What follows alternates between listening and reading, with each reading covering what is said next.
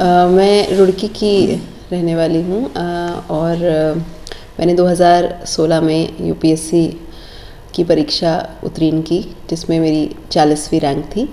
और इससे पहले मैंने अपनी इंजीनियरिंग की पढ़ाई पंतनगर कॉलेज से की थी और उसके बाद मैंने तैयारी की जिसमें पहले जो 2 अटैम्प्ट थे उसमें मुझे सफलता नहीं मिली और फाइनली फिर मेरा 2016 में सिलेक्शन यूपीएससी के परीक्षा में हुआ।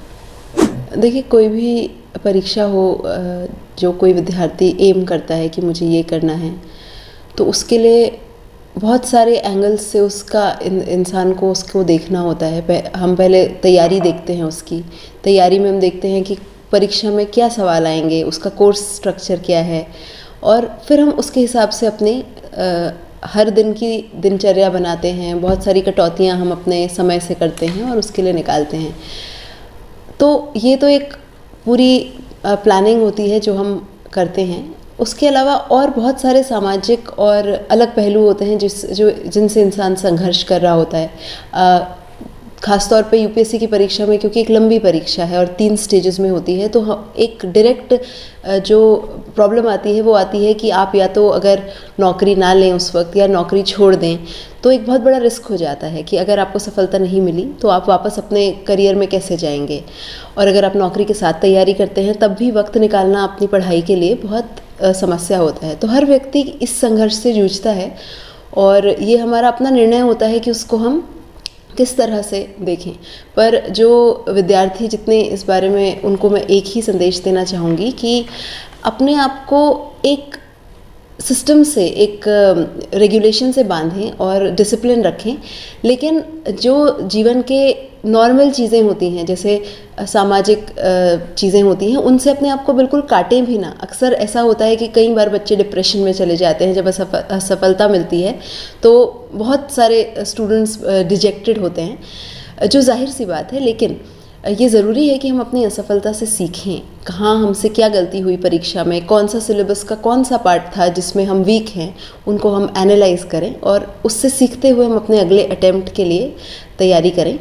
और बहुत ज़्यादा स्ट्रिक्टनेस भी मैं नहीं मानती कि ज़रूरी होती है। कहने का मतलब है, आप कोई, ये वास्तविकता में पॉसिबल नहीं है कि हम 24 घंटे में से 16 घंटे पढ़ाई करें। हर व्यक्ति का अपना तरीका होता है। लेकिन अगर आप 10 घंटे 8 घंटे दिन में देते हैं तो ये भी ध्यान रखें कि किसी संडे आप बाहर जाएं, लोगों से मिलें, आपस में बात करें, ताकि कोई भी नेगेटिव ख्याल जो आपके मन में आता है, डीमोटिवेशन होता है, वो दूर हो सके। व्यायाम भी करें, खेल भी खेलें, ताकि आपका मानसिक और शारीरिक स्वास्थ्य अच्छा रहे। हाँ, बहुत अच्छी बात कही आपने। जीवन संघर्ष है और देखिए, एक लक्ष्य कभी जीवन में इंसान के नहीं होता है। हम जब से हम पैदा होते हैं तब से छोटे छोटे अपने लिए लक्ष्य बनाते हैं। किसी बच्चे के लिए लक्ष्य हो सकता है मुझे क्लास में फर्स्ट आना है, जब किसी बच्चे के लिए हो सकता है मुझे क्रिकेट में जीतना है इस खेल को, या मुझे डांस में जीतना है। तो ये सभी लक्ष्य हर व्यक्ति के अलग अलग स्टेजेस ऑफ लाइफ के अलग होते हैं। तो और ये निरंतर रहता है। जैसे अगर मैं अपनी बात करूं या किसी भी अधिकारी की बात करूं, तो जब हम किसी परीक्षा को उत्तीर्ण करते हैं उस वक्त परीक्षा हमारा लक्ष्य होता है और हमारा एम होता है कि हम अच्छी रैंक से इसको क्वालिफाई करें।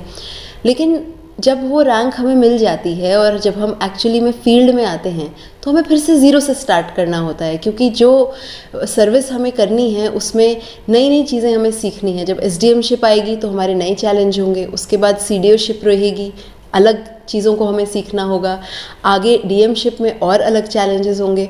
तो निरंतर हमारे लक्ष्य बढ़ते रहते हैं और अपने आसपास के लोगों से, जनता से, जनप्रतिनिधियों से और अपने सबऑर्डिनेट्स से भी हम बहुत कुछ जीवन में सीखते हैं। और हमारे लक्ष्य जो है हर दिन बदलते भी रहते हैं और बढ़ते रहते हैं।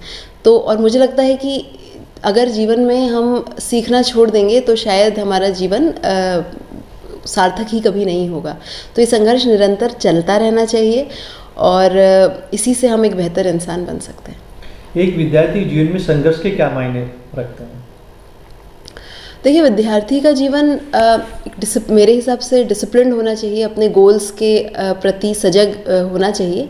लेकिन अक्सर जब मैं स्कूल्स में जाती हूँ या कॉलेजेस में जाती हूँ, बच्चों को देखती हूँ, तो मैं उन्हें ये मैसेज भी देती हूँ कि हम सिर्फ किसी परीक्षा को उत्तीर्ण करने में रट कर कोई चीज़ या उस एटीट्यूड से अपने आप को ना रखें।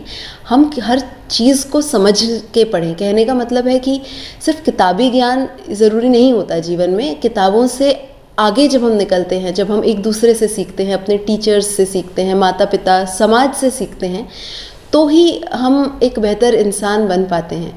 तो विद्यार्थी को किताबों से नॉलेज लेना चाहिए। आजकल तो इंटरनेट में भी इतनी सारी फैसिलिटीज़ उपलब्ध हैं, लेकिन उस डिसिप्लिन के साथ आसपास के जो सामाजिक बॉन्ड्स होते हैं, जो एक दूसरे से व्यवहार होता है, एक दूसरे की इज्जत करना, एक दूसरे के प्रति संजीदगी रखना, ये सारी चीज़ें भी एक विद्यार्थी को आगे जीवन में काम आएंगी। क्योंकि चाहे हम कोई भी जॉब करें आगे, उसमें ये चीज़ें भी बहुत मैटर करती हैं, रादर देन हम सिर्फ किताबों से उस ज्ञान को अर्जित करें।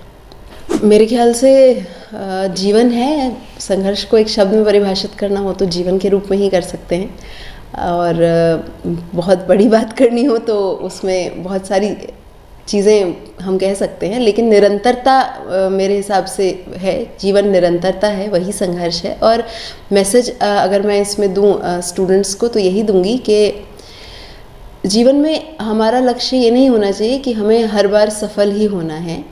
लक्ष्य हमारा ये होना चाहिए कि जितनी बार हम असफल हों, उतनी बार हम उस असफलता से सीखें और खुद को एक बेहतर इंसान बनाने के प्रति हम आगे बढ़ते रहें। निराशा को कभी भी ना आने दें। जाहिर सी बात है, जब असफलता आती है तो निराशा भी आती है, लेकिन खुद पर यकीन रखें।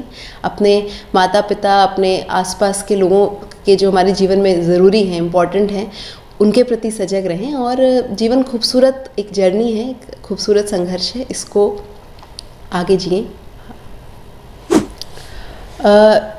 जो विद्यार्थी अलग अलग परीक्षाओं की तैयारी कर रहे हैं, उनको मैं यही मैसेज देना चाहूँगी कि चाहे कोई भी परीक्षा हो, वो कठिन से कठिन हो सकती है, लेकिन असंभव नहीं हो सकती। और किसी भी परीक्षा को क्रैक करने के लिए आपको एक स्ट्रैटेजी होनी चाहिए, जिसमें पहली चीज़ ये होती है कि आप उस परीक्षा के बारे में सभी बिंदु को, जो भी प्लेटफॉर्म आपके पास है, वो अखबार हो सकता है, वो इंटरनेट हो सकता है, वो कोई आपके आसपास के व्यक्ति हो सकता है, उसका पूरा सिलेबस आप जान लें। सिलेबस जानने के बाद जो पिछले सालों के सवाल जो परीक्षा में आए हैं, उन पर हार्डवर्क करें और अपनी गलतियों से सीखते हुए आप आगे बढ़ें। अगर मैं यूपीएससी के एग्ज़ाम की बात करूं तो इसमें 3 स्टेज होते हैं, प्रीलिम्स, मेंस एग्ज़ाम और इंटरव्यू की स्टेज, और तीनों स्टेजेस पर आपको उत्तीर्ण होना होता है। तो इसके संबंध में मैं यही कहूँगी कि जो इसका सिलेबस है उसका आप अध्ययन करें, और अध्ययन करके जो पिछले साल के क्वेश्चंस हैं उन पर हार्डवर्क करें। और बहुत सारी इस संबंध में मटीरियल इंटरनेट पर आजकल अवेलेबल है, जिसको आप कंसल्ट कर सकते हैं। दूसरी चीज़ ये भी कहना चाहूँगी कि सिर्फ कोचिंग को अगर आप समझते हैं कि सिर्फ कोचिंग से ही ये चीज़ होगी, तो ऐसे बहुत से ऑफिसर्स हैं जिन्होंने बिना कोचिंग के भी किया है। तो डिपेंड करता है कि आप किस स्ट्रैटेजी से तैयारी करना चाहते हैं।